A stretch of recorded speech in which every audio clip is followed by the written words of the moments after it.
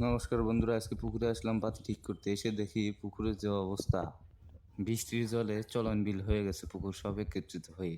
কিছু পুকুরে মাছের ডিম ফুটানো হয়েছিল, এগুলো সব একত্রিত হয়ে গেছে। এতে আমাদের অনেক লস হয়েছে এবং পুনরায় আবার পোনা ফুটাতে হবে। এবং ঘর থেকে বাতির লাইনগুলো সব বন্ধ করে আমি যেখানে তার জোড়া দেওয়া আছে সেদিকে আমরা একটা পুকুরের মিডল পয়েন্টে বাতি লাগানো হয়েছে, যাতে একটার বাতির আলোতে সারা পুকুর ঝলক হয়ে যায়। এবং এই লাইনের জোড়া আমরা এই গাছে রেখেছি এবং অপর একটা বাতি ওই গাছে লাগিয়েছি। সেখানে জঙ্গল দিয়ে ভরে গেছে। এখন আমি ওই গাছে উঠবো, উঠে দেখবো যে সবগুলো জয়েন্ট ঠিক আছে। গাছে উঠে দেখি একটা তার ছিঁড়ে গেছে, একটা ডাল পড়ে।